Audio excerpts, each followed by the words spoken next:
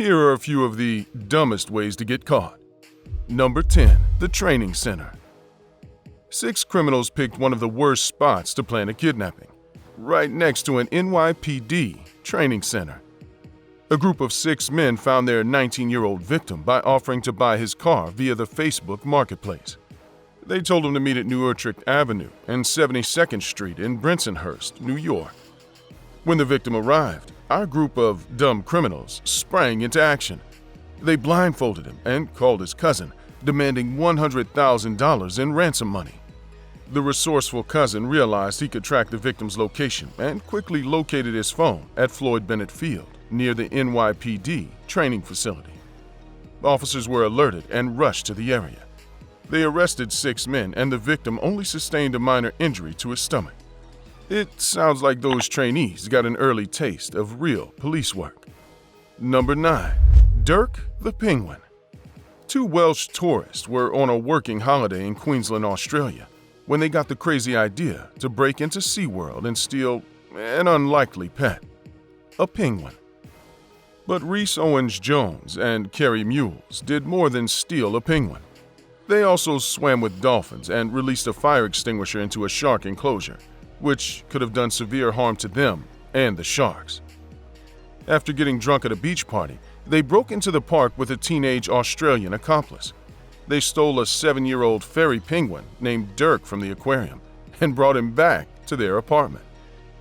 The duo woke up hungover and tried to take care of Dirk by feeding and showering him. They released him into a canal when they realized they didn't know how to take care of a penguin. Locals saw them release the penguin and called the police. Dirk was rescued and reunited with his partner Peaches at SeaWorld. Jones and Mules wrote letters of apology to SeaWorld and the Australian public for their actions. They insisted they meant no harm. Still, they were fined 1,000 Australian dollars each. Number 8. The good side. When Donald Chip Pugh saw his mugshot posted online, he decided he could do better. So, he sent the police a selfie with the caption, quote, "Here is a better photo. That one is terrible." Police wanted Chip for failing to appear in court in Lima, Ohio, for a DUI charge. They also suspected him of some vandalism and arson cases. In a Facebook post made by local police requesting tips on Chip's whereabouts, the police uploaded his old mugshot in addition to his new selfie. If Chip wanted that selfie to make the rounds, he certainly got his wish. Chip was no stranger to trouble. His previous encounters with police involved charges of disorderly conduct, breaking and entering, and violence. Chip wasn't worried about missing his court date. In fact, he thought he could go at his convenience. He told the local radio show, 2 Tons of Fun, that there would only be a 3-day penalty when he decided to turn himself in. The Escambia County Sheriff's Office in Century, Florida, finally caught up with him in January 2016.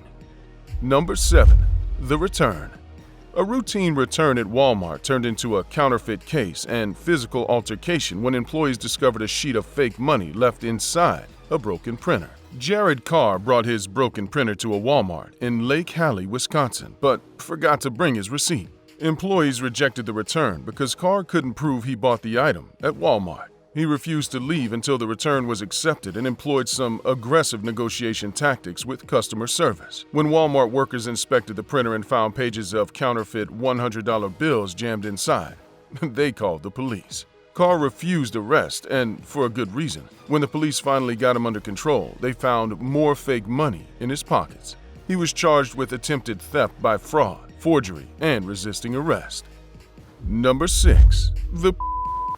The Indianapolis suburb of Fishers faced an interesting crime spree in the summer of 2021. Someone kept on their lawns, sometimes 3 or 4 times in a single morning. The would drop feces on neighborhood lawns every few days and leave a trail of dirty toilet paper behind. 3 or 4 lawns fell victim to the problem every week. The was also active in the summer of 2020. Citizens narrowed it down to a female jogger who couldn't make it home in time for number 2. Angry neighbors talked about how runners need to plan for having to go during a long-distance run. Others suggested she should at least bring a plastic bag to pick up after herself, as owners do for their dogs. A doorbell camera finally caught her in the act, and police arrested her shortly after. The police didn't share her identity. However, they tried to end the rumors of who it could be by ruling out 2 innocent names the locals spread around the neighborhood. Police also encouraged the to seek professional help. She may face charges in the future. Still, her situation is hardly unique. In 2018, a woman in Connecticut was charged with a misdemeanor for breaching the peace after 3 separate times in a cul-de-sac a few miles from her home. She blamed it on lactose intolerance. 2018 was a busy year for bandits. The jogger of Brisbane, Australia, was arrested after people photographed him going number 2 in public. He was a 64-year-old former corporate boss whose public indecency shocked the Australian people. In 2017, a Colorado Springs family was victimized by a woman called the Mad. For weeks, the offender left her droppings on their property, even though she was caught and asked to stop. Unfortunately, the children were the first to see the Mad in the act. They saw her squatting with her pants around her ankles and quickly ran to their mother. Mom came outside and confronted the assuming pure embarrassment would keep the Mad from returning. She was wrong. The Mad kept coming back and leaving her dirty toilet paper behind. At one point, the Mad defecated on the sidewalk in front of their home at least once a week for 7 weeks. Finally, the mother got a photo of the Mad running away. She posted flyers around the neighborhood addressed to the female jogger that continuously uses our walkway as her toilet, pleading for her to stop. Nothing worked, even after seeing the Mad run past the signs several times. They finally got so fed up that they went to the Colorado Springs Police Department. They said the woman could face indecent exposure and public defecation charges. The weird part is that there are plenty of bathrooms in the neighborhood, including porta potties and a gas station. The Mad had a long list of victims on the block, including the local Walgreens and the backyards of several other families. Once the story made local news, the Mad went into hiding, never to well, at least not on someone's lawn. Number 5. The Teeth. In Murfield, United Kingdom, a serial burglar left behind a key identifier after stealing some popsicles and a crate of beer. A few days after the victim, Stephen Pickles, discovered someone had broken into his home. He found the offender's dentures next to the freezer. Pickles alerted the police, who traced the fake teeth to a man named Justin Stansfield. Stansfield already had a lengthy criminal record of arrests and burglaries. He was a drug user and an alcoholic, always hunting for beer or things he could sell to pay for his habit. One previous burglary included disturbing a sleeping homeowner, who then beat him with a walking stick. Since Stanfield was so drunk when he broke into Pickles' home, he didn't remember leaving his teeth behind or the rest of what happened that night. He could remember drinking a beer at the scene and removing his dentures to enjoy a popsicle. For his idiotic crime, Stansfield got 16 months in jail. Number 4. The Facebook account.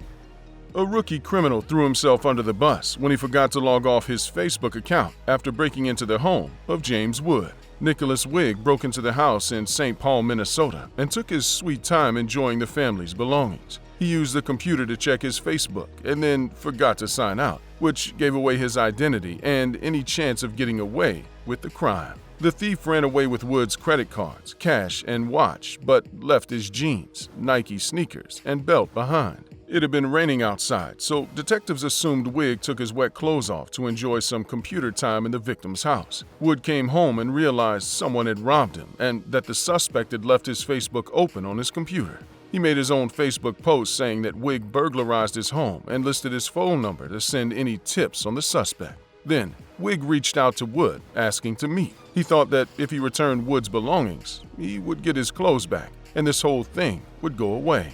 He was wrong.